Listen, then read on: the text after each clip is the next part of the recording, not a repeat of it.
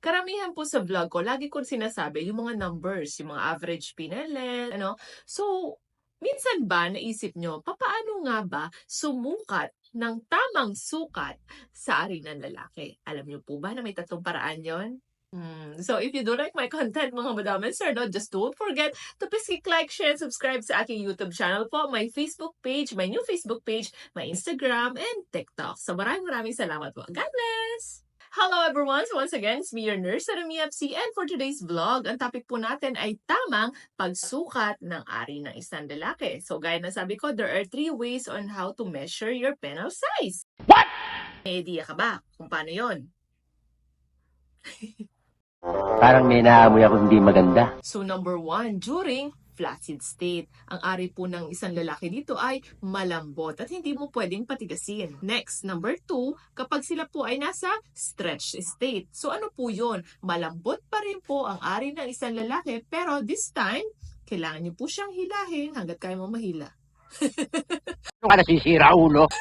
And last but not the least, number 3, during erected state. This time na po ay kailangan matigas na ang ari ng isang lalaki and that's the time na you will measure from base to tip o yung sinasabi natin STT or skin to tip of the glans penis. Kaya nga, ikaw alam kung magaling ang tsamba mo, malakas eh. So ang pagsukat po ng ari ng lalaki ay haba or laki. So ano nga bang prefer nyo, length or girth?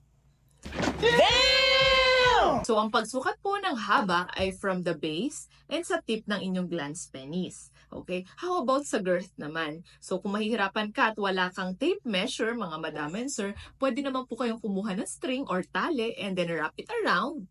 And then, ilagay mo po sa ruler at i-measure mo kung gaano nga ba yung girth na meron ka. Share ko lang din sa inyo mga madam and sir na ang sukat ng stretched state at ng erected state ay halos parehas lamang. So ano nga bang average size during flaccid state o yung sinasabi nating malambot at hindi mo hinihila?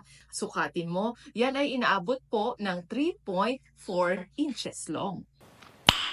Nice. So ano naman pong average size, ma'am, kapag yan ay nasa stretched state or sabihin natin nasa erected state? Inaabot po ito, mga madam and sir, ng 5.1 up to 5.2 inches long. Di totoo yan. Pasok ba?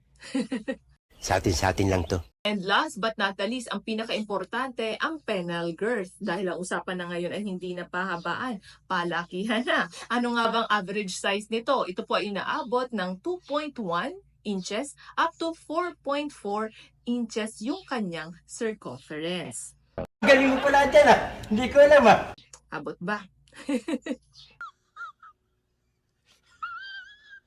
So this would be the end of my vlog. Thank you so much for watching and hopefully na nag-gets nyo ang ating usapang measurements, usapang sukatan. So maraming salamat po. Thank you so much and comment down below kung meron pa po kayong gustong topic. God bless!